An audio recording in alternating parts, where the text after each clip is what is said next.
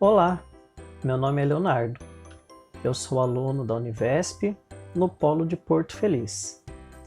Nesse vídeo eu vou apresentar para vocês o nosso projeto integrador do curso de Pedagogia do primeiro semestre de 2020.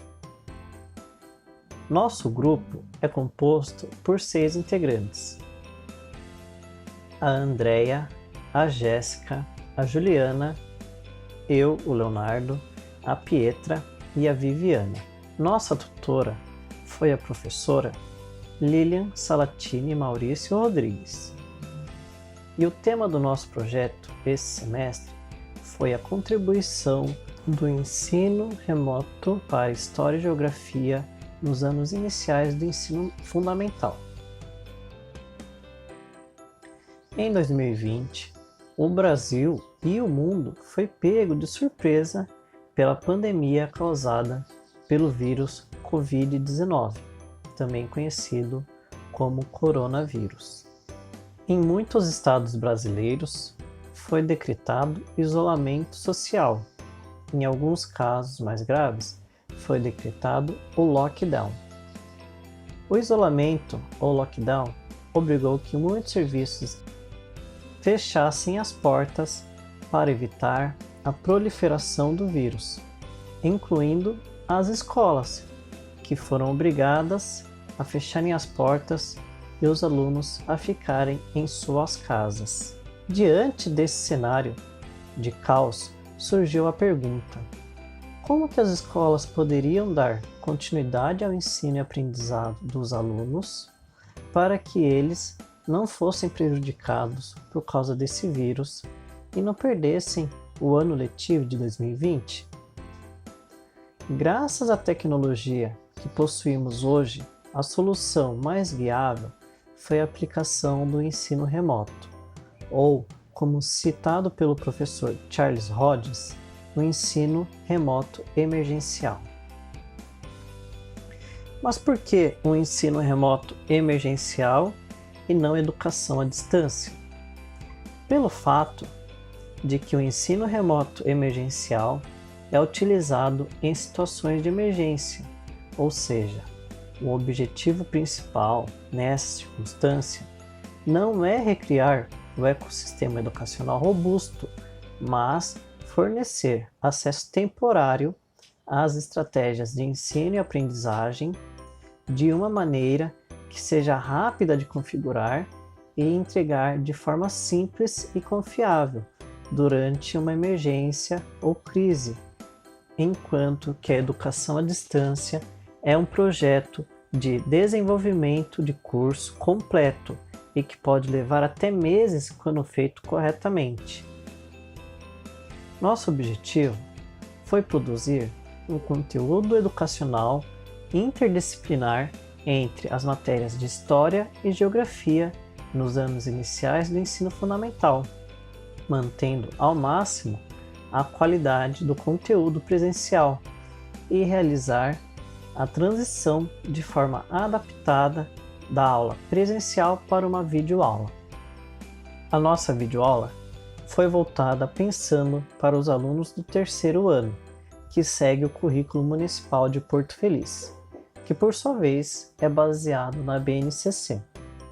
Dentro do currículo, nós identificamos na matéria de Geografia a habilidade de identificar em seus lugares de vivência marcas de contribuições culturais, econômicas de grupos sociais de diferentes origens. E na matéria de História, a habilidade de identificar os registros de memória da cidade, por exemplo, nomes de ruas, monumentos, edifícios, discutindo os critérios que ao longo do tempo explicam a escolha e a alteração desses nomes. Para elaborar a videoaula, nós primeiramente nos colocamos no papel do professor, no seguinte cenário: nós, os professores, elaboramos um planejamento semanal e, devido à pandemia, não pôde aplicar o planejamento. O primeiro passo foi realizar um planejamento semanal abordando o tema sobre figuras históricas que recebem homenagens póstumas em forma de ruas e monumentos. Quais foram suas contribuições históricas? Qual sua importância para determinado período que viveu? A questão econômica e social, será que influenciou nessa tomada de decisão? E se existe algo por trás que não é mencionado nos livros de história? Partimos para o segundo passo, que foi descobrir uma maneira de adaptar esse planejamento, mantendo ao máximo a qualidade do conteúdo presencial para uma aula online. Este é um assunto que, coincidentemente, está em pauta nos debates sociais, devido aos movimentos desencadeados após a morte de George Floyd nos Estados Unidos, onde vários movimentos antirracismo têm derrubado monumentos de figuras que promoveram a escravidão, o racismo e a dominação colonial. Ao término da videoaula, nós convidamos os alunos a realizar uma atividade, perguntar para seus pais, avós ou parentes próximos se eles conheciam a história de vida de uma pessoa que recebeu uma homenagem póstuma. Recomendamos, no caso dos avós, que realizassem uma videochamada ou ligação para evitar aglomerações. Caso algum parente do aluno conheça a história de algum homenageado, ele é convidado a realizar anotações da história contada por esse parente. No caso de nenhum parente conhecer alguma história, o aluno e o adulto poderão procurar na internet. Após as pesquisas, nós convidamos os alunos a elaborarem um projeto-lei, selecionando alguém que eles considerem importante, podendo ser alguém vivo, como um ídolo, um parente, justificando sua escolha com os feitos importantes dessa pessoa. E assim que retomar as aulas, o aluno é convidado a trazer para a escola as suas anotações e compartilhar com os seus colegas.